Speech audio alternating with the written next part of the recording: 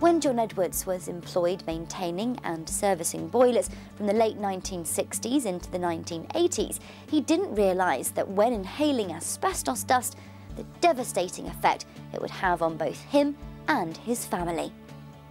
Today, Andy Roberts of Poole, Alcock and John's son Stephen speak about his fight for justice. When we were first contacted by John's family, John was already seriously ill and it was felt that he was too poorly to meet with us. He'd been diagnosed with mesothelioma, a malignant tumour caused by exposure to asbestos whilst at work. Mesothelioma is one of several diseases caused by exposure to asbestos, the others being pleural plaques, pleural thickening, asbestosis and lung cancer. Dad was employed by a boiler company and some former work colleagues described how he would frequently work as a brickie inside the boilers, removing bricks and asbestos, which lined the inside of the boilers and had deteriorated with the heat. He then cleared the rubble from the boilers before refurbishing them.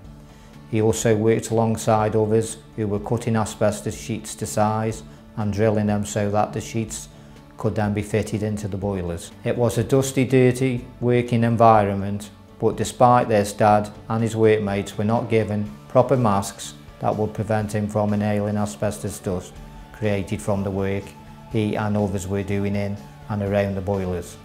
All employers owe their employees a duty of care in respect of health and safety. In claims of this type, there are often detailed, complex investigations in respect of liability, sometimes needing the use of engineering evidence.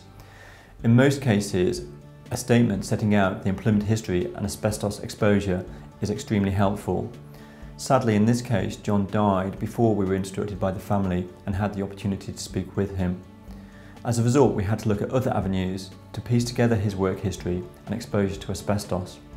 Fortunately, Stephen was able to contact several former work colleagues who were able to help with the claim. Obviously, I was a young lad when my dad worked in the refractory boiler places, and you don't really realise what kind of conditions that people worked in. Reading the testaments of the people who used to work with my dad made me realise how much dust, how much asbestos, the limited amount of clothing what they had, which then makes you angry to think, why should people work in them conditions? As with many companies, Stephen's dad's employer was no longer in business when we were first contacted. However, this should not deter you from bringing a claim, because it is often possible to restore the company and to enable the claim to proceed, especially where an insurance company has been identified. We encountered significant difficulties trying to track down an insurance company, but fortunately Stephen's mum managed to find a letter from the 1990s from a life insurance company.